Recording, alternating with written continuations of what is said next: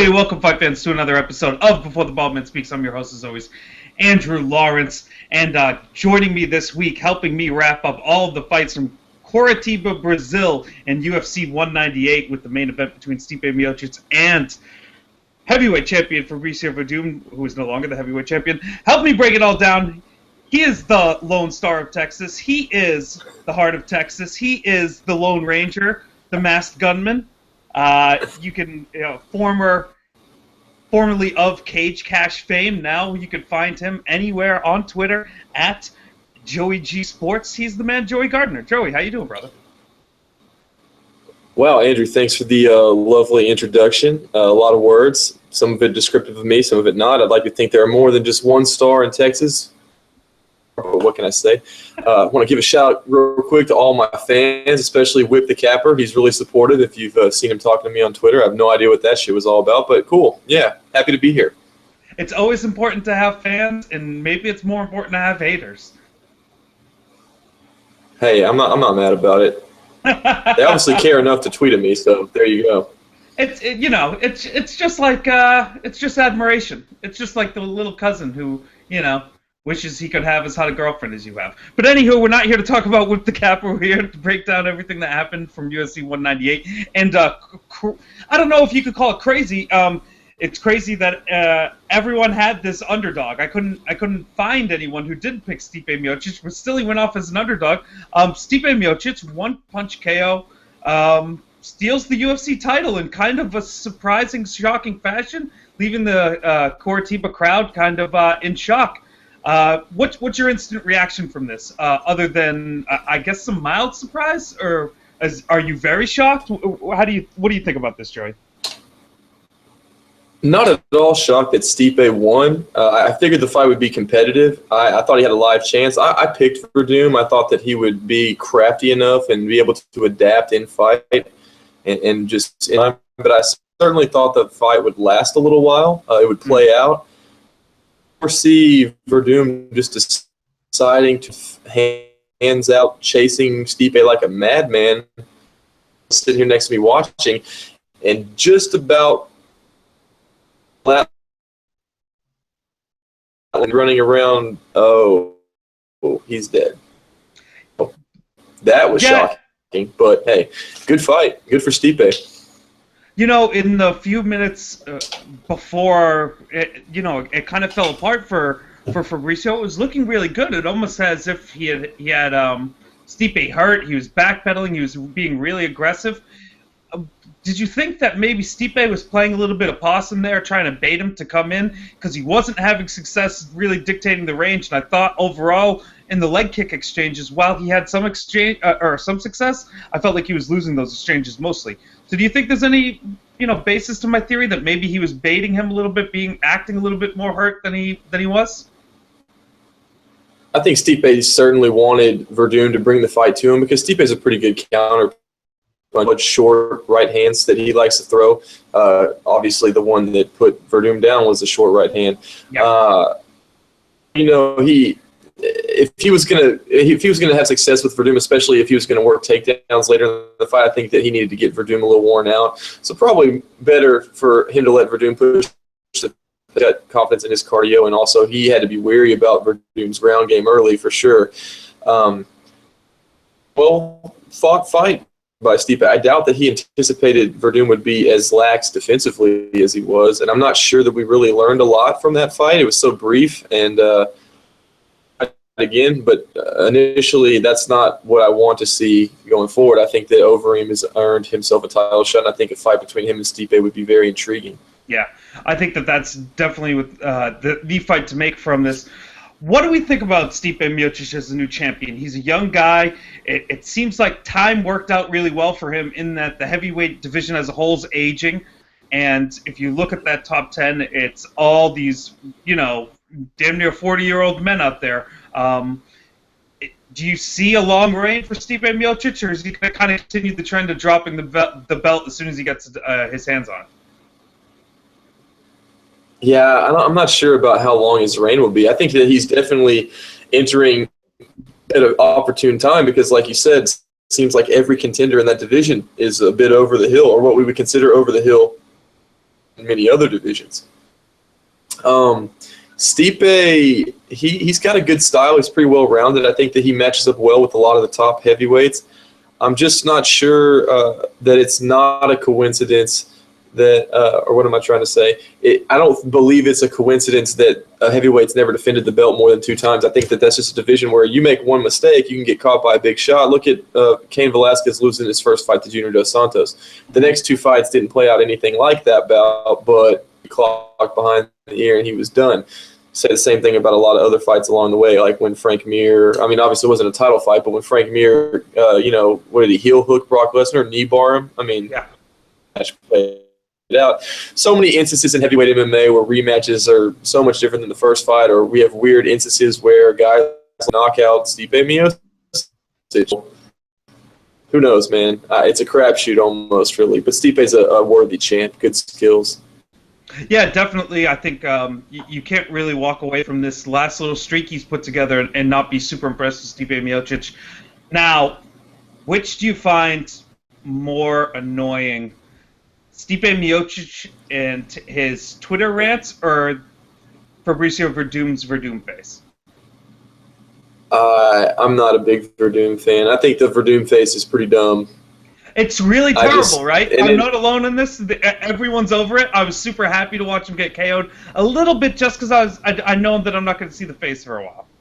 Oh, yeah, I got to admit, I sort of laughed my ass off. I was like, Werdum face that, bitch. Even though I just lost a little bit of money on it. But it was funny. I mean, like, he walks out there doing goofy-ass faces. He's a unique character. I mean, and he has the right to be. Yeah. I just find it a little odd. I'd rather my heavyweight champion be a steely-faced brute of a man like Brock Lesnar or Alistair Overeem. You know, just somebody who looks menacing. And yes. Werdum just looks like a guy that would be like a Santa at Christmas time, minus the beard, obviously. Yeah. Just some friendly kind of guy. Yeah, the guy who volunteers his time at orphanages. There you go. Kids want to hug him, all that kind of stuff, you know. Teaches the kids class in jiu-jitsu, you know. Yeah. Shows them how to shrimp out, you know, that kind of guy. Always helpful. Yeah, I'm with you. I feel like that's why I liked Cain Velasquez until he was perpetually injured as the heavyweight champion, because he kind of had that menacing vibe to him. You know what I mean? Has Cain pulled out of that Travis Brown fight yet? I think we're gonna wait until about 3 weeks before the fight. That's when his scheduled pullout is. Gotcha. Yeah, we're still searching for the late notice replacement, but it's there. Let's talk about the co-main event for a little bit, unless you have anything else to mention about the main event. Jacare Souza, God, just completely floored Vitor Belfort in a kind of reminiscent way against the Chris Weidman fight with Vitor Belfort. Just kind of a slow mauling, even though there was a couple moments where you were like, oh shit, Vitor might have it, and then you just kind of were worn down by reality as blood starts flowing out of Vitor's nose. The dream that maybe this time it'll go different, kind of fades away. Are you that impressed with Jacare here, or have we just really been overvaluing Vitor Belfort in the 85-pound division for a while? Yeah, let's be honest. TRT Tour is no longer son of a bitch. And even at this state, Vitor still got the one-punch power. He could put guys out. You mentioned this fight a little bit like the Weidman fight. And to me, yeah, I agree with that, minus the blitz, because Vitor really never had his moment here. I think Jacare, he knew exactly what he needed to do to win the fight. He fought very smart. Once he got Vitor against the fence, it was over. Once he cut him on the nose and was pulling in his eyes, has a knack of either getting that quick finish or really finding a way just to lose a fight, and I figured it was going to be over from that point. Hellacious ground and pound from Jacare. It was nice. I'm not sure what the win over 40-year-old Vitor means. A deserved, at least draw, and in my mind, victory against Yoel Romero in his last bout should have got Jacare a title shot already. So there's no doubt who the top 3 at middleweight are. I just like to see them all fight each other now. Yeah, definitely. I think you could throw Yoel Romero in that mix, and you have like a very cool foursome at the top of 185 pounds. Jacare Souza, like you said, probably doesn't say much with the beatdown of Vitor Belfort. But thinking on and looking on this guy's schedule, you're talking about maybe the best win of Vitor Belfort's career. I mean, Vitor Belfort's career, Jesus Christ, of Jacare Souza's career, just because of name value and showcase. You know, this was a very big spot for a guy who has made a career of not being in high-profile places. You know what I mean? Oh, yeah. 100%. My brother said the same thing to me right after the win. He's like, I'm pretty sure that's Jacare's best win of his career. As easy as it before was. that, what? Maybe before that? And what has Gegard really done in the UFC? And how many people really watched that fight?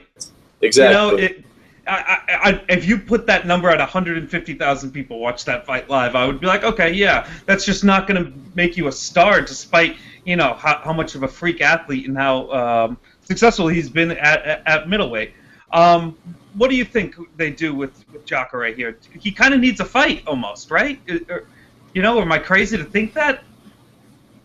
Oh, well, I mean, it was quick work. You're either going to run him into a prospect that is on the way up, perhaps. I wouldn't like Robert Whittaker's chances against Jacare. I wouldn't like Uriah Hall's chances against Jacare. I wouldn't like many people's chances. Honestly, with the June 4th, I think the June 4th date of Weidman and Rockhold, if Rockhold wins, I think that it's pretty clear you just do Rockhold Jacare too. Yeah, so I think you're right. Good. Yeah, I think you got to sit down. You got to wait to see how that comes out. Now, if Weidman does win and it goes to a trilogy, you definitely need to move to an alternative fight. You mentioned Uriah Hall. I would love to see them just feed Uriah Hall to the buzz feeder that is Jacare Souza. Just watch him get demolished. Yeah, he would, and I think that. Also, we didn't mention Michael Bisping, who's, you know, he's clamoring for a title shot himself. Feed him to that wood chipper too, please. Yeah, get that Brit in the wood chipper, dude. Come on. Don't want to see Michael Bisping fight for a UFC title ever. Let him fight Jacare now. Is anyone else is anyone who isn't Yoel Romero, Chris Weidman, Luke Rockhold basically fodder? You know, in the 85-pound division right now. Like, if you put anyone else against Jacare, are they not just like a sacrificial lamb at this point? I think perhaps, well, and I'm not saying that he would win. I think that it could be a little more competitive.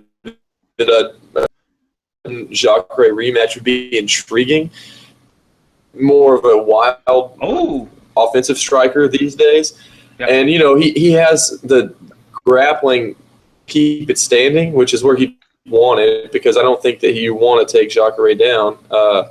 Yes, Jacare is still a tighter striker, more technical than Brunson, in my opinion. But, hey, Brunson's got some power. He could clip him.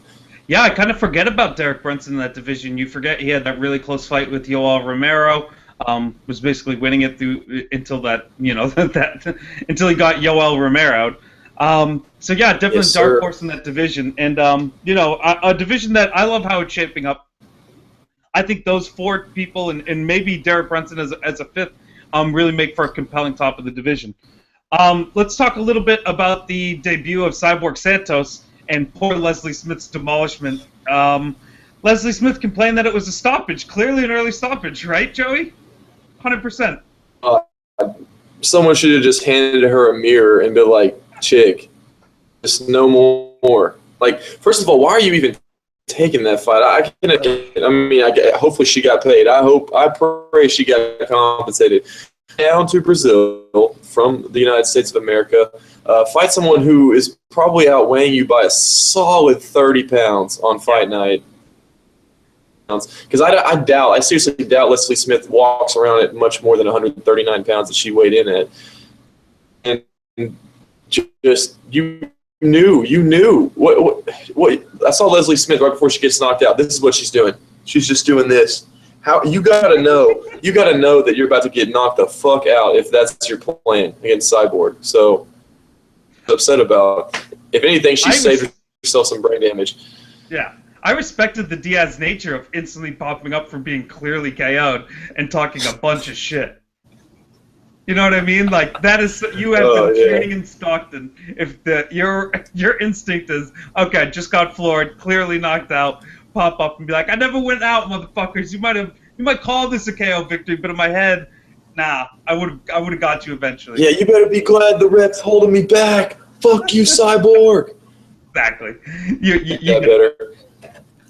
Yeah, it was perfect. So Cyborg Justine Santos, you get to feed anyone to her because basically, let's be honest, she destroys any female in the UFC. Are we in agreements there? Yeah, I think.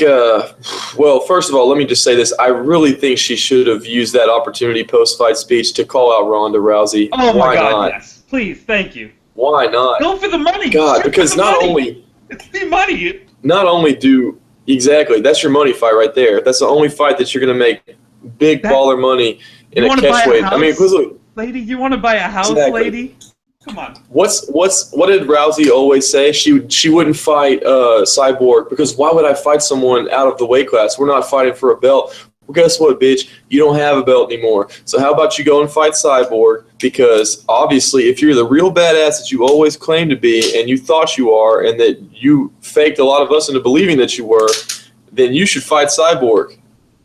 Because that's a money fight. That's a money fight you can get without a belt, Ronda. That's how you can get back in the game. You'll just beat her, right? You'll just judo toss her and choke her out, right? Or break her arm. No, I think Cyborg would handle Rousey, even if it had to be at 135. The only chick I think I would give a legitimate shot against her would be Holly Holm because I think she can control distance. Yes. But still, I mean, you're talking about a woman with man-like power hitting you. Female, it's a rough road. It's a tough time. It is. And I don't see any Brazilian Jiu-Jitsu experts walking around the division that are going to catch Cyborg in a guillotine or in a flying armbar. Just, I don't think it's going to happen. It's not. Miocic Tate said that she would accept that fight. What do you think Miocic Tate's chances are against Miss Cyborg Santos? Oh, no, she's not Santos anymore. Just Cyborg, whatever. Like 0. I don't know. Misha's not going to hurt her standing. And what's she going to do, take her down? Nah, probably not. I'd give Holly Holm the only real chance. Ronda would have like a very small chance if she got her in a compromising position, and I'd give everybody else about 0. Okay, if we let Cyborg Santos take as much steroids as she wants, and we don't let Vitor Belfort take any steroids, who do you have in that hypothetical matchup?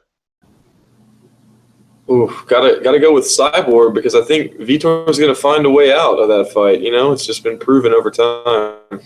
And when she gets the iron chin, because we just are injecting HGH directly into her chin, she could take the Vitor, the old lion blitz. Oh yeah, no doubt. I mean, come on, if she's on the turret that Vitor was on, there's no chance if Vitor doesn't have that. I mean, that TRT, that's a special kind of TRT. That's not just the shit that you get from your regular doctor. Like, if you've ever seen Game of Thrones, that's like the mountain shit right there. Whatever he's on, that's what Vitor had, and his ass was just unstoppable. That is the greatest fighter of all time. Boom. Vitor Belfort. Now, let's circle back around to Vitor Belfort, because it's funner to talk about him than this Cyborg fight. Vitor Belfort makes an interesting case, in my opinion, for someone, or maybe a group of fighters who should all be allowed to take as much drugs as they want to and fight in their own division. We got Dan Henderson, Vitor Belfort, and a couple of these other old-timers.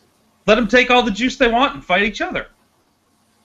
Let's get Kevin, Oh, did you say Kevin Randleman? No, I didn't. No, I didn't. Oh, God, no. I didn't know. I was about to say Boss Rutan and Kevin Randleman came out because I've been looking at old pictures. So, okay. Yeah, but let's get the old school fighters out there. You know what I mean? Yeah, we could just call it Pride Reincarnated, where the fighters here, all they have is steroids and personal pride. You're talking about, like, okay, we've got RFA or whatever, anything on Fight Pass feeding into the UFC as the minors. Well, then we've got like the senior circuit. We'll just call it Senior PGA. Pride Reincarnated. Take all the roids you want. Just get in there. Tank Abbott will make a comeback. Yes. I mean, options there. Ken Shamrock will surely flock back to the UFC. It's an instant Bellator killer. You want to have some fun old freak show fights? We have a whole league of freak show fights all on TRT, and they're all in the heart of Texas. You know that Texas Commission's letting all those guys juice, handing out 90-day suspensions, $1,200 fines. It's in Florida. We only fight in Texas and Florida. There'll be bi-weekly cards in Pensacola. Indian reservations. They got to take the Indian reservations away too, because that's a Bellator staple. So yeah, it's like our fucked up shit is better than your fucked up shit. It'd be genius. There we go. All on Fight Pass. Lorenzo Fertitta, Dana White, you just don't have the courage to get a bunch of old men on steroids to pummel each other into their late 50s. And for that, you're always going to be second rate, unfortunately. Hey, all right. Well, in my opinion, since the UFC is allegedly for sale, you and I need to get a Kickstarter, and we need to buy that shit so we can drop all of this. Actually, fucking don't let anybody steal our ideas. This is all copyrighted. You can be Dana. Guys. I'll be Lorenzo. I like how you divvied up those responsibilities. They're like, you be on, YouTube going and eating Philly cheesesteaks, watching dumb regional MMA shows. I'll be sitting in the penthouse of the Vegas suite, making the big decisions, making the money calls. Yeah, you're the highly successful podcast host of a studio. I see you. I'm sitting on a chair on my bar with my dog in the background, sitting on my damn pillow. So, I don't know what the hell she's doing. If y'all can see that, that is a dog that has serious issues. But hey, what dog doesn't have serious issues? I guess so. Okay. All right. Let's talk about the rest of these fights on the main card here. Mauricio Shogun Rua takes a somewhat controversial decision against Corey Anderson. I guess it was a split decision. He got two of them to call it 29-28 in his favor. I didn't find this all that controversial, although I did score it for Corey Anderson. Corey Anderson got dropped a bunch, and shit, that kind of goes against you. You know what I mean? And especially when it's late in the round, it has an effect, and it clearly affected the Brazilian judges, who were anything but stellar tonight. Are you crying about this fight? Do you really think that Corey Anderson got robbed? What do you think here? No, I bet Corey Anderson, and I fully expected to lose that bet as round 3 ended. I think, honestly, that Corey Anderson just did Corey Anderson shit. Like, he looks pretty good. Like, hey, this guy could be something, and then all of a sudden, like, he just gets dropped, or he loses the end of a round that was fairly close. Yeah. He's not doing top 10 type shit. He's not doing high-level MMA. I mean, he's the guy. You kind of have to instantly come back in the next 3-4 fights and prove to everybody that was a fluke and that's not who you are. Well, the Tom Lawler fight left a lot to be desired, and I just kind of felt here that he'd have some advantages of Shogun, and I feel like Shogun's kind of been on the way out for a while. He just had more grit than Corey Anderson. It looked like Anderson might have hurt his hand or something in the first round. He was like shaking it or made a face like, owie, my hand hurts. And he didn't throw a right for like 2 or 3 minutes. And then, but in the second round and third round, he started throwing right. I was confused. Like, I don't know what happened there. Something weird. But Corey Anderson's kind of on the list now. I can't trust him with my money at this point. Yeah, I think you definitely have to slide him into that category. It's just super suspect. I bet Corey Anderson with the idea that he would be the more gritty, more willing to get dirty, find more and persevere longer in this fight than Shogun. So to have Shogun, really kind of battle through some things and be the guy who wanted the fight more was completely shocking to me. And I kind of knew that the writing was on the wall a little bit there. Corey Anderson, kind of a young guy, but not really, and just doesn't seem like someone who's ever going to get over that hump you need to get over to kind of get into that elite, to get into the discussion of the top 5. But probably just good enough of an athlete to float around the top 15, because like, who else is going to be there? I mean, I think Little Nog's still top 15, right? Yeah. And see, this is the thing. Is it just me, or does Corey Anderson just not look very confident out there? Yeah, that's the problem, too. He doesn't have any swag, man. The mental aspect of his game, and I don't know, where is he fighting out of? I don't think he fights out of a major camp. Is he getting look against high-level guys regularly? I saw Ricardo Almeida in his corner. Was that Mark Henry in the corner with him as well? Because I know he trains up there on the East Coast, but he hasn't been there forever. Okay. I think he used to live on Frankie Edgar's couch or something like that, and he was training up there with them part-time. Is there big guys? I might be wrong about that, but I'm pretty sure it was him. Not really. That's the thing with those guys. It's like 205ers together. Like, what camp is Cummins trending out of? We'll get to him, I'm sure, but Jesus Kings. Christ. And you mentioned Little Nog. I mean, he needs to learn how to strike. But anyway, no, because Nogueira's at Kings. Oh, okay, maybe I'm confusing the two. Yeah, I think Nogueira would be Corey Anderson. The Corey Anderson we saw in round 3 was more of what I expected for the whole fight. Yeah. Go out there and kick with Shogun, because Shogun striking against a bigger guy with better range is going to be the kicks. So go out there and kick with Shogun, walk with him, kicking, and then take him down a lot. You mentioned that in the heavyweight fight, too, in the title fight. I think a big turning point between Werdum and Stipe was the fact that Stipe started checking those, and Werdum was probably depending on those, and he decided, like, hey, well, that's not working. Fuck this. I'm going to chase you around like a loose chicken. Yeah, definitely. He had some success with like a really low kick. The curtain jerker here on the pay-per-view, biggest upset of the year so far. Warlley Alvarez falls to the best underdog of 2016 here, Brian Barberena. God damn it, he gets the promotion into the pay-per-view spot and makes good on it, beating Warlley Alvarez, who kind of had a little bit of hype on him, has some pretty decent profile wins, and was definitely expected to kind of cruise through this fight. What did you think of this fight overall, and has everyone kind of dismissed or kind of maybe misanalyzed the skills of one Mr. Brian Barberena? Yeah, you really can't overlook his grit and his toughness and his ability to just keep pushing the fight deep into the third.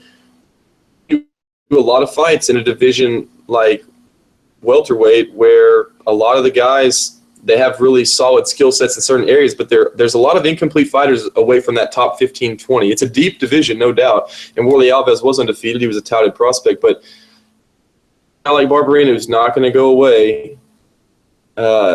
Lack of cardio is going to be a big problem, and I knew this going into the fight. I just kind of had a feeling, well, Warlley is just going to starch him early. I mean, Barberena is really a lightweight. He doesn't look like a welterweight physically. Alves is a pretty big, strong guy. He hits like a truck. He just didn't have enough. He needed to catch that guillotine early, because when he didn't, he lost a lot of energy, I think, and it really killed him. So great for Barberena. Definitely not to be overlooked going forward. Anybody who doesn't have a great gas tank, anybody who doesn't, hell, even if they hit hard, he's been able to take some shots. I'm impressed. Good shit from the kid. Yeah, Brian Barberena, probably the worst physique out of the 170? It's close. There's not a lot worse, for sure. But while we're talking about the best and worst of 170, Warlley Alvarez may have the worst cardio at 170, and that's a deep-ass division. There's a lot of guys there, and the dude just cannot fight for more than 7 minutes. Conor McGregor and the mismanagement of energy. Warlley Alvarez is the king of mismanaging energy. I think every single fight you see him kind of commit to something that there's a moment while attempting a big submission like that where you're kind of like, all right, this may not go your way, maybe pop out of this and try to figure out, what you want to do for the rest of the round. But he'll hold on to it for another minute and a half and burn out his gas tank, definitely, trying to secure a choke or trying to get a position that really isn't an advantage for him. Yeah, this is a classic case of I picked against a guy in his last fight because I had a feeling, well, if Alves gets tired early, Colby Covington can grind him out. And then it doesn't work out, and so I get a little shy to that thought. And then, of course, here it because I had a missed opportunity. Barberena was a big dog. I don't see how anyone could trust him at upwards of 6-1. But I mean, hey, that's your money, not mine. Yeah, that is not advisable by Andrew Lawrence betting standards. Sometimes those fade plants, you got to wait to harvest them, though. They take a couple fights to come, fully ripen. Damian Maia rode goddamn Matt Brown around like a goddamn backpack. A lot of people were really hyped for this fight, and unfortunately, just nothing was really able to happen because Maia's got that neutralizing style and kind of just shut down Matt Brown. We had that moment in the third round where you thought Matt Brown, had it and he jumped on it, and we kind of end with the story of what if he had let him get back up to his feet, what could Brown have done. But unfortunately, he taps him late in the third round, kind of middle of the third round. Damian Maia here, title shot for him next. What do you think? Yes, on merit, I think he deserves a title shot. He's fought very well. He's with the guys they put in front of him, he's done about as good as anybody would have done. I mean, hell, he almost took a decision off of Roy McDonald, which at the time and still now would be a hell of an impressive win. And obviously, he's a great neutralizer. I was actually impressed that Matt Brown's submission defense held up that long, because we've seen in the past he has been submitted times, or 10 times now, I actually believe. Brown's big mistake was he had a chance. Maia was shooting in the third round. I think he had slowed down a little bit, and he was shooting from too far away, extra cautious. He hit him good, but he didn't really hurt him, I don't think. Maia to try to get back around a little bit, pick your shots. Maybe you have a shot if you can hurt him later. I mean, that was early in the third. He could have, I don't know, just not. It's never a good idea to jump into Damian Maia's guard. You're asking to get insta-swept, and that's pretty much what happened. So yeah, poor Matt Brown just didn't have. That's all I have to say about it, pretty much. No, yeah, it's fine. Sorry for cutting you off there. Yeah, poor Matt Brown, just out of his element in the ground game. It clearly just got outworked by Maia, and in basically exactly the fashion that everyone thought this fight would go if Matt wasn't able to land a big shot. Honestly, a little bit of a letdown overall. Let's take a look at this undercard fight, because honestly, some of the prelims of this fight ended up yielding more entertaining fights, I think, than some of the fights we were more excited for in the main card portion, or in the towards the end of the fight. Thiago Santos with a really quick knockout of Nate Marquardt. We're calling for the death drums, calling for the the bring out your dead, little carriage for Nate here, Nate the Great. Are we done with Nate the Great? Do we want to see him fight again? Where are you at, Joey? Give me 1 second. I'll get back to Nate the not so great in a minute. But I did want to add to the Matt Brown thing. Look, now that we've clearly established that Matt Brown's never going to be a champion, can we just never put him in a fight with a grappler again? Just let that motherfucker bang. 100%. Put him in there with Nick Diaz. Put him in there with Carlos Condit. Let that shit happen. That would be fantastic. These are beautiful ideas, and honestly, we could slide Matt Brown into the steroid-only division, and he doesn't even have to do steroids. Just let him beat up old dudes. For sure. Steroids / crazy people. Yeah, no, he can just put him in like a hood, like he is death personified. Give him one of those sights, He can walk out to the ring and just, if you draw the Matt Brown card as an old fighter, he's gonna kick you in the goddamn head, in the goddamn liver until you fall out. And that's how you retire when you're in the senior PGA division. You get Matt Brown. Yeah, so I guess switching back to the prelims, let's just throw Nate Marquardt in there with Matt Brown. Yep, it's your execution. Right? Yep, executioner style. You meet Matt Brown. Oh, you still want to fight? You want to fulfill your contract, do you, Nate Marquardt? Well, it looks like you have 2 fights. So what we're going to do is bump up you versus Mr. Brown. Mr. Brown's going to come and clean up and retire you, so toodaloo. All right? Great beard from Nate Marquardt. I'll give him that. He's always had a great beard. I think he went on the Bigfoot Silva strategy of, well, shit, I can't take a punch anymore. I might as well grow as much cushion off my face as possible. Yeah, let's hide it. Yeah. With my head movement, dude, be able to find my chin. Yeah, that's all. Yeah. Santos just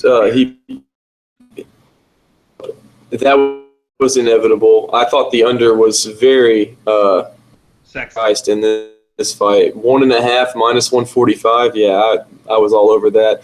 That was fun. And Santos is a dirty in their striking with. I would not recommend that shit. He just looks so goddamn young. I guess. Yes, and he looks like he looks mean, and when he throws mean. It's just it's like anti-Werdum-ish. He doesn't look friendly. He looks like a motherfucker. Yeah. Oh, when I saw them weigh in, I was like, oh shit, Marquardt has to fight that guy. Oh no, that's a bad idea. Yeah. Why? The UFC must hate And they must hate God too, because God is like, or God and the UFC are clearly in cahoots. They must both hate Nate Marquardt. You tell Nate Marquardt to stay in the fight and fight. Oh no! I forgot that Marquardt literally said that God had spoke to him and communicated with him and told him he needs to keep fighting. If that God really exists, he is the cruelest, most terrible being in the world. He is a sick. Exactly, and I refuse. I refuse to believe that. I refuse to believe that God is that cruel. I think that that's just a clear sign that Nate Marquardt has taken way too much head trauma in his career. Like, God is Jesus not telling Christ. you to fight Nate Marquardt. God is telling you in the clearest way possible to retire immediately. He couldn't be more emphatic. CTE talking, Nate. That's CTE talking. Those are the other voices in your head, Nate. Stop it. Okay? Go on, Nate.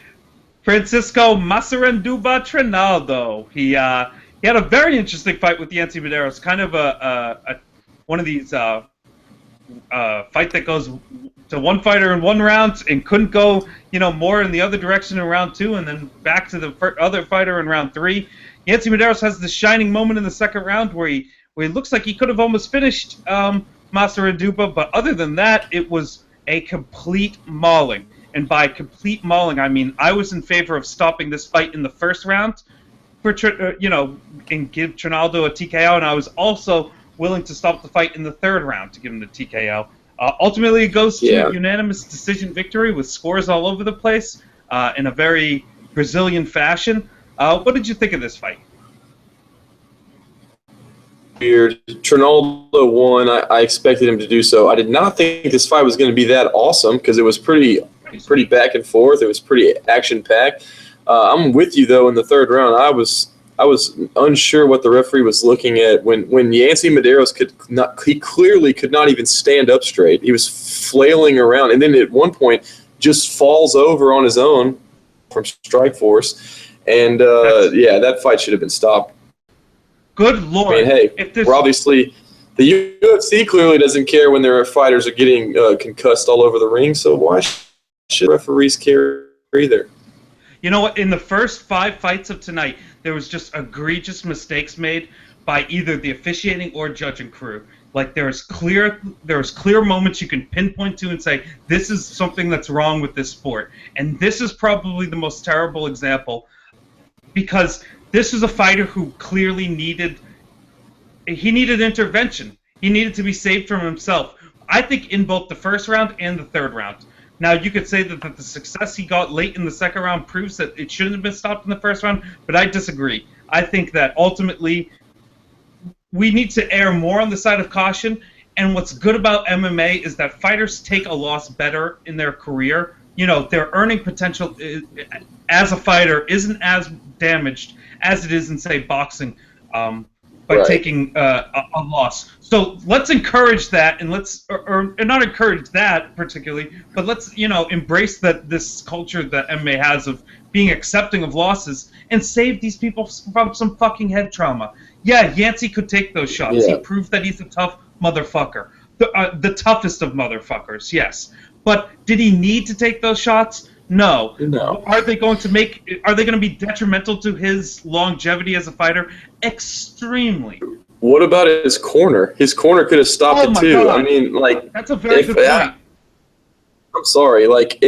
Some people will disagree with this clearly, and there's a lot of bloodthirsty dudes out there. And don't get me wrong, I love to see a good ass whipping too. But at some point, it's like, did you really think at that point in the third that Medeiros was going to come back and win? Did you think that he had a shot on the cards? Because I didn't. I thought, okay, he just got his ass whipped for another minute or two longer than he should have because nobody thought it was proper to stop that fight.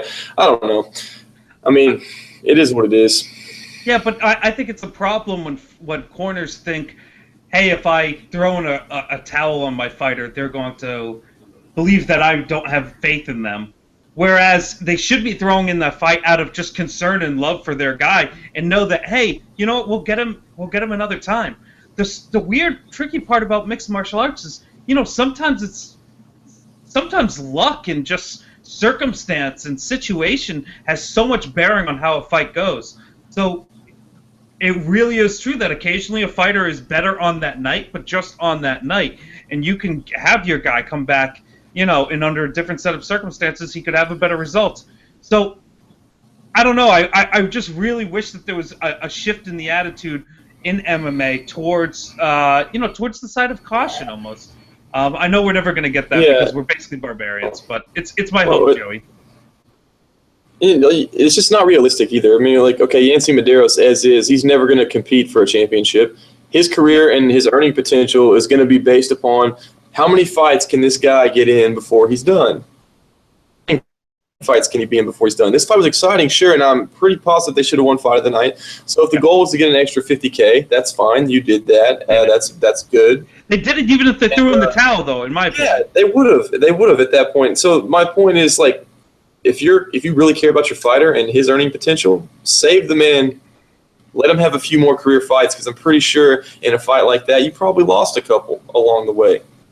There's no doubt, but yeah, it works. Great. So Rob Font against John Lineker kicked off the FS1 portion of this preliminary section of UFC 189.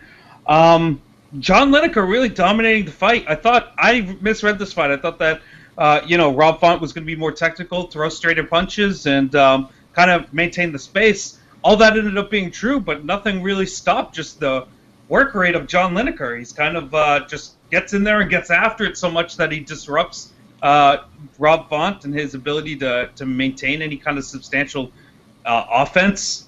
Rob Font couldn't get his jab off and couldn't really maintain distance, or he was able to maintain range, but really not be effective when he was inside the range that he wanted the fight to be at. Where's John Lineker's ceiling at 135 pounds? Because I do believe it's there. I'm not sold on this idea of him being elite. But what do you think? Do you think maybe we overhyped Rob Font here a little bit?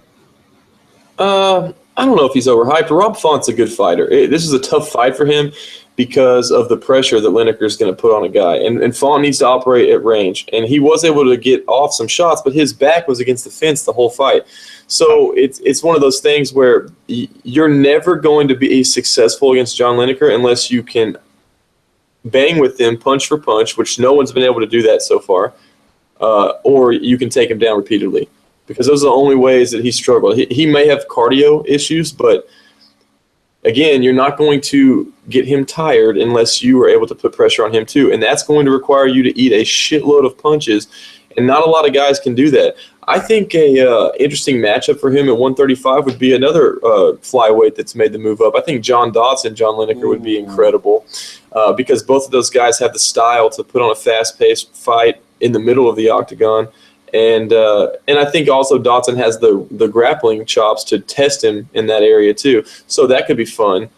His ceiling, I mean, let's look. Who's our champ? Dominic Cruz? Well, we've got no shot there because Cruz is too crafty. TJ beats him, I think, as well. TJ would beat him as well, most likely, but we've seen TJ get cracked before, so it's a possibility that TJ could hurt him. I mean, TJ could get hurt. I'm sorry. But yeah, I mean, those are the fighters he'll struggle against. Could John Lineker right now beat a guy like Uriah Faber? Yeah, ooh. That's a tough fight. I don't think so. I think Uriah is still too cerebral. Yeah. If in a 3-round fight, though, that's a tough fight for Faber because he's going to lose the first round. And then it's a matter of can he get Lineker tired enough to score takedowns. We've seen Uriah struggle with takedowns in recent fights. Granted, Frankie Saenz is a pretty damn good wrestler. Mm-hmm. But then again, Uriah struggled a lot with the pressure of Francisco Rivera. So we're looking at a guy in John Lineker who range doesn't really matter with him because he's going to close it anyway. He's going to get inside, and that's where he bangs, and that's what he does. He's a fun guy to watch, and I'm sold on him. He'll be good as long as the chin holds up. You know, I wanted to see when he moved up was him against Renan Barão, and now we got Barão up at 145, so we kind of missed out on that fight. I say let's throw, Renan Barão in the sauna, prune him up a little bit, get him back down at the 35 maybe, and let's watch some fireworks. I think we could probably end Renan Barão's life maybe though. That might if Lineker connects, that might be the end of it all. Yeah, see Barão at that weight, the chin, I'm not confident in it at all, but Burrell's a very, very high-level grappler. If he got John down, I think that would be a bad spot for Johnny Lineker there. That's an intriguing fight, though. That's a really good matchup because it's definitely a very good benchmark to see like where you are in that division. Seeing as Burrell was looked at as almost invincible like 3 years ago. Yeah. How about Michael McDonald, John Lineker? Ooh. Well, I'm not even sure if Michael McDonald accepts that fight. There's so much risk in it and not a lot of reward. Yeah, well, think about how Michael McDonald won his last fight. He was soundly losing until he scored that submission. So it came out of nowhere. He was like in the inferior position, reverses it just out of kind of will, and rips himself out of a bad situation when he's almost choked out. Jesus. So yeah, I wonder where Mike McDonald's head is and where his training's at right now. I do not know. You think he's still a virgin? Is he still celibate? Oh my God, that is such a disturbing thing. Yeah, what the fuck? I mean, how can Maybe the weirdest story in all of MMA right now is that handsome motherfucker is not fucking any girl. I mean, if he was gay, like at least just fuck something. Just fuck something. You're not too looking and too successful not to be fucking, my good man. Him and Sage Northcutt with the chastity belts on. Time out. Sage Northcutt is definitely fucking someone. I don't believe for a second that Jesus shit. Sage Northcutt, yeah, he might actually be the smartest guy alive. He's got this wholesomeness about him, yet I'm not sure how many wholesome Christian folks wash their vehicles in their underwear. Homeboy was in his underwear. You knew it. I'm so glad you mentioned that, dude. Jesus Christ. He knew exactly what was up right there. There was clear See Tisha Torres? There was some real Tisha Torres hopping that Instagram? Just trying to slide in those DMs? Oh. I'm sure, I mean, nothing against Tisha Torres, but I'm pretty sure Sage could shoot higher up the ladder. I mean, she's kind of like masculine for a tiny chick. Tisha Torres is definitely ripped. It's all those cycles that she's been through, but yeah, she's on the cyborg sauce. But honestly, I recently was converted. You know, a couple of people on Twitter converted me over to the Tisha Torres is hot, team. So I'm all on board with that right now. Just because you would, and I would too, doesn't mean that she's like a dime. I mean, come on. Let's be real. The standards in the Andrew Lawrence world, I wasn't trying to make an indictment of you. I mean, I'm with you. I mean, I'd smash. We're just being real men right now. We're just being honest. It is what it is. The tribe's got to eat, man. You know? Yeah, but I'm sure. You know what? Sage Northcutt doesn't live too far away from me. I'm going to have to track this dude down, do a little creeping, see what he's up to, you know? Go play skee ball with him. Check out a youth group meeting. Hey, I'll go wash the vehicle with him next time. We'll see how many hits I get on Instagram. Yeah, you could tell us if, maybe if, he squirts you with the water, maybe he tries to get a little flirtatious. We find out Northcutt's a virgin, not for Jesus, but for other reasons. Yeah, maybe not. I don't know if I should go over there anymore. I'm not interested in meeting Peter Northcutt. But it's important that someone do this research and that someone figures this stuff out. Yeah, well, I'm sure. I know a guy. Okay, we got a guy for this kind of stuff. All right, so the Fight Pass prelims were kind of main carded. We're doing these Fight Pass prelim main events with actually a not just a good name, but a goddamn legendary name in MMA. Roger Nog's out there knocking the fuck out of Patrick Cummings. Can we just be done with Cummins now? Can we just get over him? Am I a bad person for really kind of enjoying like that this happened? He's terrible. He's awful. I was super pumped to watch Little Nog beat the shit out of Patrick Cummings. He's a good wrestler, but that's it. I don't even dislike Patrick Cummings for any particular reason, but I was really hyped to watch him get the fuck beat out of him. Something about like middle-aged men, because I'm assuming at 35 he's on his way to middle-aged. Like something about middle-aged men who have never had braces or never got their teeth fixed or just rocking the straight-up gap tooth. I mean, you're not Michael Strahan, bro, which that doesn't make sense either. He's made plenty of money. I guess it's his thing. The Patrick Cummins thing is not his gap tooth. It's actually him just getting knocked out all the time because he can't strike or set up his takedowns. I mean, It's like, dude, you have the fake tooth. You have it. I know you have it. I've seen you with it. Don't ever not wear it. They'll never not wear it. Or just wear overalls to the octagon and stuff and just look absolutely ridiculous, like a bum, like a hick out there. Yeah, with a little bit, like a little. Yes, we're on the same page. Just why not own that shit? Put a fucking cowboy hat on. You're good to go. Pipe and shit right in the tooth gap. Come on, brother. Yeah, exactly. I mean, look. Jaw right out of the gap, like in a stream, like you're a goddamn fountain. Jeez, no, that's more like super soaker quality, dude. That's a big gap. Get some pressure. You lack pressure in there. He's got to really spit that shit out. No, I mean, okay, look, first fight in the UFC, fights Daniel Cormier, clear losing or a clear win-win situation for him because either way, you're either gonna get a huge win. We are cool with you losing this fight. It's fine. Yeah, but people, we know who you are now, right? So we know who he is, and then we're like, hey, this guy can wrestle a little bit against shitty fighters, and we're like, hey, he could actually be something if he just ever develops that strike. Throw some hands, man. Wait until he figures out the hands.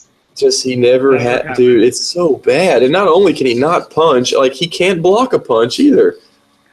And therein lies the problem. If you want to be an elite fighter in the UFC, you must incorporate striking defense. At some point, at 205, people hit hard at 205. Like you can't, like you could see the moment in the fight when Nogueira's like, all right, I got to watch out for the takedown. Like I got to stop it. And he's like, well, damn, this dude's just shooting from long distance. He's not. Is this guy gonna try to punch me?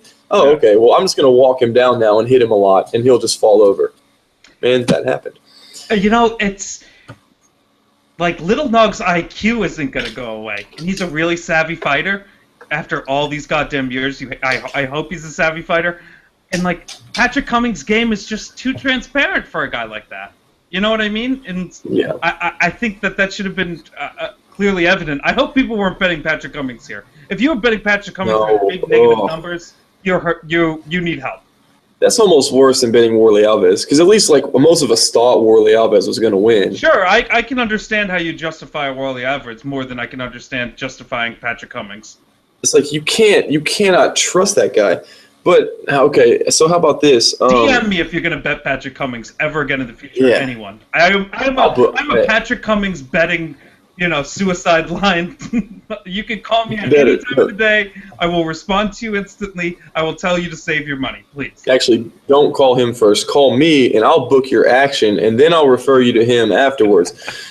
But as far as Nogueira is concerned, let's be honest about Little Nog. Since he's gotten to the UFC, does he really have a bad loss? I mean, he got knocked the fuck out by Anthony Johnson, but in hindsight, Anthony Johnson.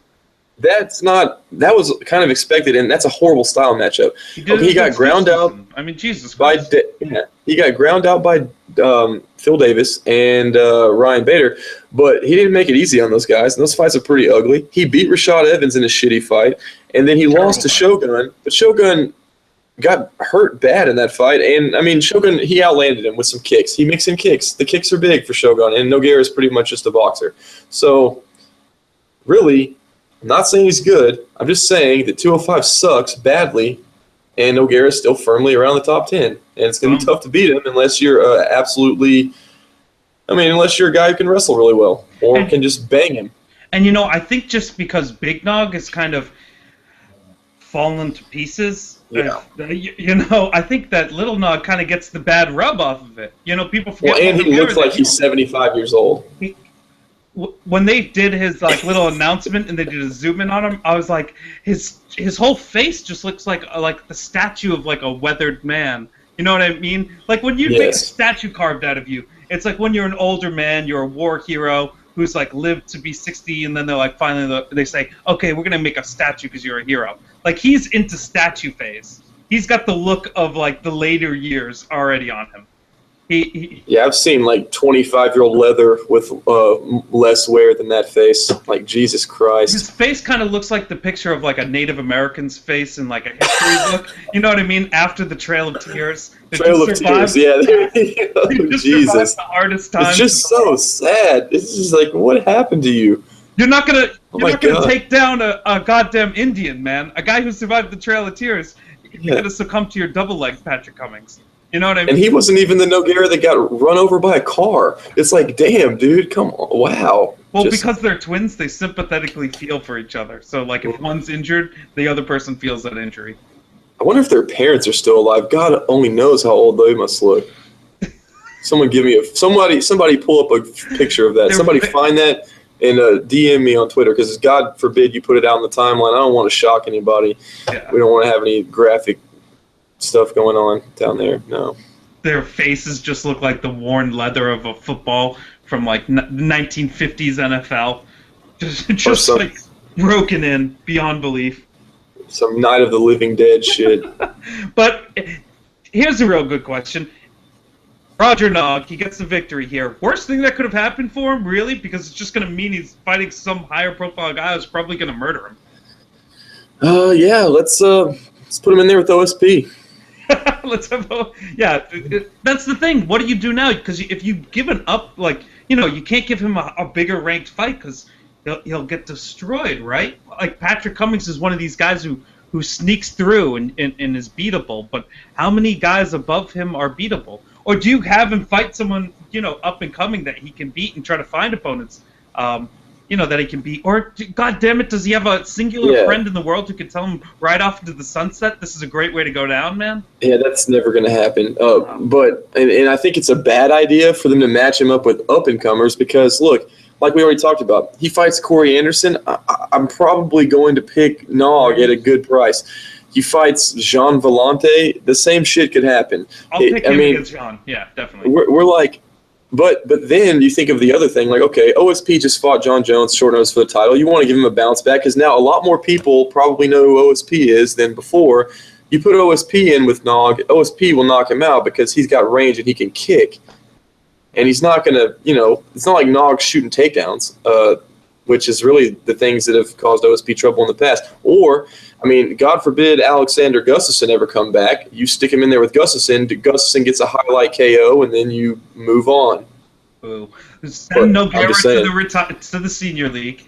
Get him on the juice again, In a perfect world, in our UFC, that's what happens, Andrew. But in this UFC, I think you beat a guy like Cummins, you're about to get fed into the Shark Tank. Yeah.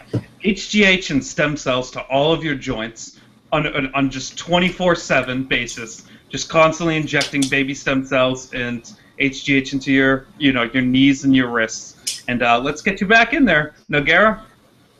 We got another card to headline in Uberlandia later on this year, so you got a quick turnaround in you. DC's going to need somebody to beat up on after John Jones hurts his feelings. It's going to happen. He needs a retirement fight after John Jones destroys him. Or we might just see DC go on an eating binge, just get super depressed and go Mark Munoz and move up to heavyweight. There you go. I like that. And fight and fight Roy Nelson in a battle of the bellies. Oh, we already saw that, but yeah. You can rematch it. It's the goodbye fight. All right, second fight of the night here. Sergio Moraes gets a draw against Lewin Chagas. That was a weird card. Horrible fucking officiating. Not the greatest fight in the world either. Let's be honest. So look, everyone out there crying for poor Sergio Moraes. Sergio Moraes is on one of the more unimpressive win streaks, I guess, in the game right now. Or is he on a win streak? Yeah, I think he is. But yeah, he beat. Remember, he submitted Neil Magny in his UFC debut. Holy shit! Yeah. Or not his debut, but the fight after he fought Mutanch. Which he lost that fight against Mutanch, so we really needed that Magny win. Or as a guy who's tough as the second place guy, you don't win that second fight. Normally, it's back to jungle fights for you. Correct. Yeah. But Lewin Chagas comes out there really good, gasses hard because he took the fight on 2 weeks' notice, and Moraes kind of wins by default, but the judges fucked it up really bad. Yeah. This fight didn't. I believe so. I believe that's the only explanation. There's nothing, and it was Brazil versus Brazil, so they must have been like, fuck it, whatever. Nobody wins, nobody loses. The competing bribes nullified each other. There you go. Yeah, Chagas looked pretty good for a guy on short notice, I guess. But then again, remember, he's fighting Sergio Moraes, who is not overly impressive.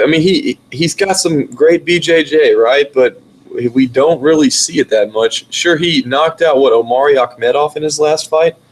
Yeah. Like that's supposed to impress me? He was clearly losing that fight, and Akhmedov's not that great. So it's another one of those things where, honestly, Moraes is already on my list for guys that you just absolutely can't trust your money at any sort of price with a negative sign in front of it. And minus 400, he clearly did not live up to that price tag. Chagas maybe is interesting going forward, but I feel like he's just going to be another in the long line of Brazilians who can look flashy in spurts, but they're always going to have that fatal flaw that gets them against decent fighters, whether it be cardio, whether it be lack of takedown defense. I don't know. Just some people I saw on Twitter, a lot of people were like, "Oh, Chagas, he looks great." And I'm just like, I don't see it. Yeah, him and a fighter in different ways, but in similar ways, like Corey Anderson, they have this thing where it's almost as if they can't maintain the focus of their fight for a consistent 5-minute round, never mind 3 5-minute rounds. And like when they're having success, they almost get lulled into that success and then stop doing that because they think they've had that success, and that success is constantly carrying over even when they're not instituting that game plan. But I think ultimately Chagas here was, less of that and more of just he became dog-ass tired. And then it fell apart for him, really. Yeah, I mean, we'll see what he looks like on full camp. I guess that'll we'll be have a better to. indicator. Rematch for these two, or did everyone just not give a fuck at all? No, don't rematch second fight on the card fights. Their second fight on the card for a reason, because they don't matter. So please don't rematch a meaningless fight. No one gives a don't fuck. Do right? that. Zero people right. give a fuck. Okay, great. First, the curtain jerker here. We had Russia against Brazil with Zubara Tukhov, whatever. Fuck this dude's name. Tukhov. And against Renato Moicano. Moicano. Thank you, bro. Moicano, Brazil takes it. A newcomer, I think. I don't think I've seen Moicano fight before. He fought once before, but it was at the end of 2014, so it had been quite a while since we saw him. And I'm not remembering that shit. So no, my lifestyle precludes me remembering one fight that fought on a prelim from 2014. Sorry, bro. You've been forgotten. Because he fought somebody of little relevance and was getting beat up a little bit, then he submitted them. So everybody's like, oh, this guy's a badass, like, I don't know. And I might be in the minority here too, but it seems like a lot of people on Twitter were really impressed with this performance, and I'm just not feeling it. Like, honestly, I thought that Tuhugov won the fight. Mm-hmm. That might be unpopular. I thought he won 2 rounds to 1. And Moicano turned it on late and started landing a little bit, but I don't see what the fuss is about a guy who doesn't really have any power. He's more like a volume striker. He started really slowly and just... What did you give? I don't know. What did you give Tukhov? The first and the second? Because I gave him the first and the second. Yeah, I gave him the first. I was back and forth with the second. But me, I really like a 19-19 going into the third round. So if I can make any argument to make that happen, I'm going to do that. Yeah, I mean, I'm not upset about the result. I mean, I actually picked him to win, and I had a small bet on him. But I just wasn't impressed, really. I think the biggest thing to take away from the fight was that Russia got kicked in the dick twice, and that ref did not give a fuck at all. Yeah, okay, I wanted to get back to that, because you're talking about fucked up shit that happened. Like, it was clear. Right from the get-go, it was the night that holy shit, like, any guy I picked that's not Brazilian, watch the fuck out, because clearly these guys don't give a shit. Like, oh, that wasn't your nuts. Oh, that one wasn't either. And, like, You heard the Yeah, he's like, Ryan says, like, what is happening here? Pretty sure he just got blasted in the junk, and yeah, the ref does not notice. That guy was terrible. That's the same guy who refereed the Cyborg fight, right? Oh, fuck that guy then. 1,000. I was afraid that Leslie Smith was going to die because I saw that he was doing to kick him in the head. He was smaller than them too. Like, why? You can't be smaller than 140-pound chicks and be a ref, dog. Why don't you have Dan Miragliotta or Leon Roberts on that fight? Like, no. You need someone who can contain Cyborg. What if Cyborg's programming malfunctions and she just goes into murder mode? Like, yeah, it's common sense. Like, this is a fight that is, like, very likely to end in first round, or early for that matter, and in brutal fashion. put somebody on it who's big enough and imposing. Not that the guy didn't do a great job. I mean, he did okay. I was just concerned when I saw him because I've seen him do some dumb shit in the past, and he's not good. Yeah. Like, I don't understand. I guess you got to get these guys experience somehow. But I don't understand why it takes more than 2 refs to do a main card. Why can't they just alternate back and forth? Let Leon Roberts and Dan Miragliotta do the main card. I kind of like actually a 3-ref setup. It makes perfect sense. There's usually about a dozen fights, so you only ref in 4 fights, so it's not like you're overburdened. You get like a break, and then you get to observe. There should be a second ref who's almost out on like an instant replay thing to like flag down the other ref to confer about shit. Yeah. Hey, was that an eye poke? Should this guy get a point deduction? Was it a fence grab? Et cetera, et cetera. Why can't we just change anything at all in how it makes sense, Andrew? Because it makes too much damn sense. Just tweak and try something new. I'm getting worked up and I'm fucking around and I'm knocking over my microphone, bro. And while we're on the subject of referees, why is Mario Yamasaki alive? First of all, why is that guy alive? Mario Yamasaki's refereeing the Shogun Hua fight against Corey Anderson. Shogun's grabbing the fence. Why the fuck is Mario Yamasaki in English telling him not to grab the fence? First of all, dude, hey, Shogun doesn't speak fucking English, bro. And you speak Portuguese. Why are you speaking to him in English? How do we know this? You know what I mean? Like this, it's such common knowledge that we're aware of. Oh, it's like, oh my god, like there are people watching half a continent away, bro. Like, what the fuck are you doing, man? It doesn't. I don't understand. We shouldn't be the voice of reason. I shouldn't be the guy making sense, yelling from an apartment in Brooklyn. You guys are getting paid money for this. What the fuck?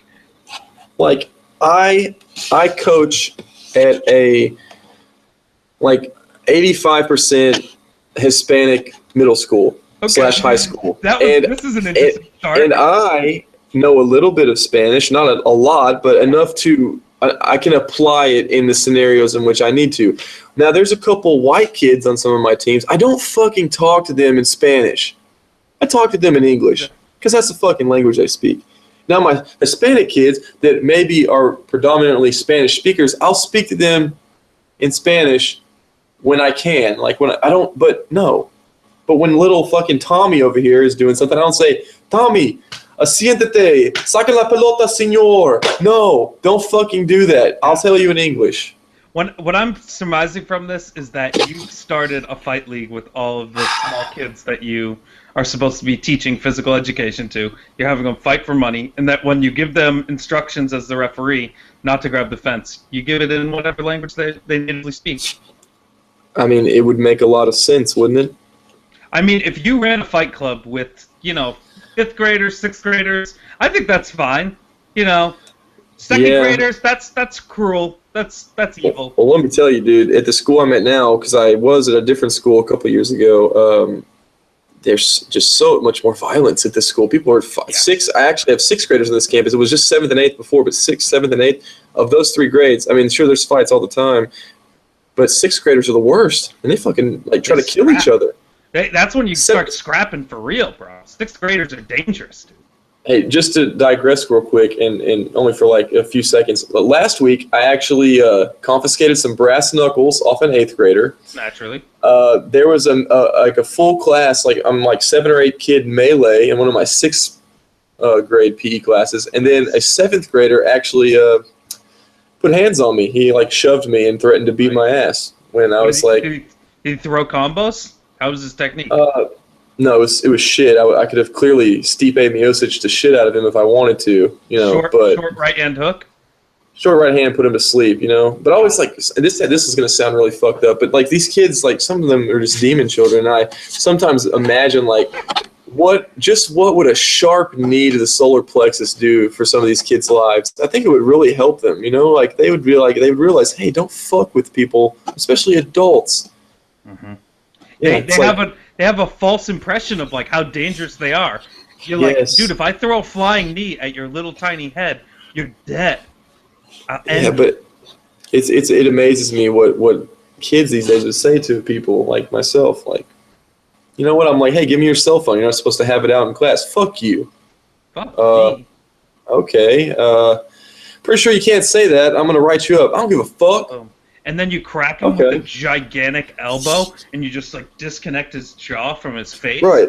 You're let's like, be walk honest. that off, bitch. No hot If food. that happened, do you think that anybody would ever talk to me like that again? Never. And Probably not. hell no. No one would. People would be shitting themselves in fear in your class. Exactly. Now, obviously, this can never happen and will never happen. Should, I hope that in my America. no one in my school should be watching this right now. And if they are, well, guys, I'm not going to assault any children. Clearly, I'm here for the kids. I love the kids in only the right ways. And I'm here to help harness their potential and clearly see them grow into fine young adults. So, yeah, just forget everything I said in the last 2 minutes. Aren't we talking about a prelim or something? Yes, aren't we? Yeah. So we're not talking about assaulting children. What we are talking about, though, is what was your fight of the night and your performance of the night? Give out your 2 performance of the night bonuses and whatever your fight of the night was. Put your Joe Silva hat on. Who you giving up $50,000 tonight? I got to go with fight of the night, no doubt. Trinaldo and Medeiros. That was a really good scrap. I think it was the most back and forth on the card. It provided the good excitement. Performance bonuses. Well, you can't look past Stipe Miocic. He won the championship with a nice right hand. He did the job in impressive fashion in Brazil. And I got to give props to Brian Barberina for going into the jungle and taking out Warley Alves. That was a fine performance by him. Gritty. Dope. I can't disagree with you when it comes to Masra and Duba and the Hawaiian Diaz, the Yancy Medeiros. So I'll give them $50K a pop. I want to give $50K out there to Roger Nog. I know that guy doesn't need $50K, but god damn it, I'm gonna be happy for the rest of the night. That was my main event, and it happened 6 hours ago now. Roger Nog, you get $50,000, and of course Stipe, you underpaid bastard. Yeah, you get $50,000. That was the best part. Literally 40,000 people shutting the fuck up instantly. He jumps over the cage. The only thing we hear on the mic is, "Hey guys, I'm world champion." Like, yeah, dude. Yeah, you are. He said like, hey, dude, I just got like 3 pizzas for us tonight. And everyone, yeah, thanks. Good work, Stipe. But Cleveland, Cleveland, Ohio, you have your world champion, Stipe Miocic. Cleveland rocks. Yeah, Cleveland rocks. The only time Cleveland actually rocks. Cleveland actually is a bad town. I'm sorry, guys from Cleveland. I know it's your night and this is like your victory lap, but let me pee on your parade a little bit. Your city is still shit. Your city still kind of sucks. Sorry, guys. And you still have the Browns to look forward to this fall. And the Cavaliers losing the NBA championship. They're not going to win. Yeah, I'm sorry. Glad we're on the same page there. Aren't the Indians like in last place, or would be if not for the fucking Twins? Are they going to sell that team eventually? Because who gives a fuck about the Cleveland Indians? Are they going to change the name because it's highly racist? All very excellent questions. All right, let's take a look at this card. Give it a letter grade. You're a teacher. Your specialized skills in this. Give it a letter grade. There's a lot of hype behind this card. A lot of people saying this is one of the best cards of the year. Could be one of the great cards of all time. How did it land for you? A to F. On paper, it was very solid. Like, you couldn't give the card anything less than an A on paper. Mm-hmm. As it played out, I think you're going to have a hard time living up to the hype just because, it is what it is. I'll give it a solid B because I enjoyed it. There was some drama, had a little bit of everything. But, there was a few things left to be desired. I really would have liked to see the heavyweight title fight play out a little bit, but hey, whatever. B plus. It's negotiable. What are you gonna put on the table? Really lax grading from the teacher. I give it a B plus. PE teacher, man. Yeah, come on. There it is. Yeah, there's a lot of pass fails out there. I'm giving that a B plus. I think that overall, I liked watching Stipe get the upset. I thought that the preliminary fights were really interesting and entertaining. Yeah, definitely. Getting a little American moment at the end there, heightened the experience of the night. I liked watching Cyborg Santos kind of beat the shit out of Leslie Smith too.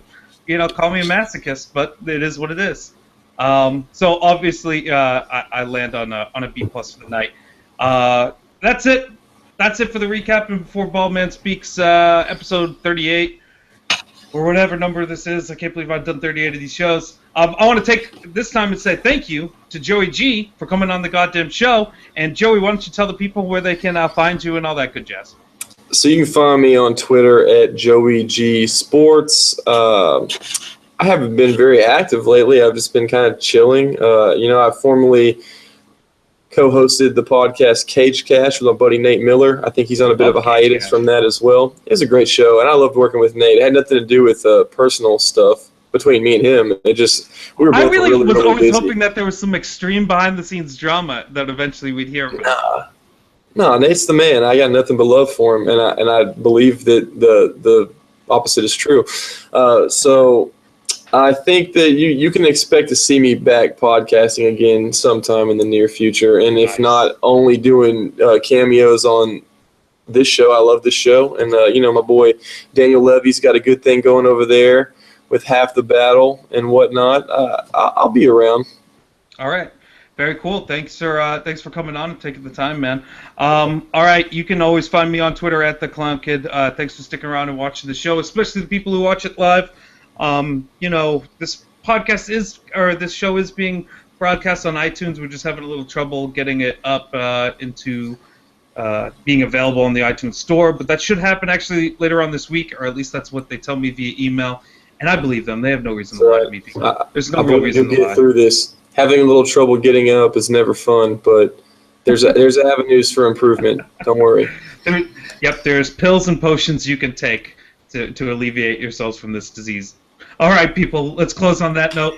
Thanks for sticking around. We always love having you, and thanks once again to Joey Garner here. And thanks a lot, guys. Peace out.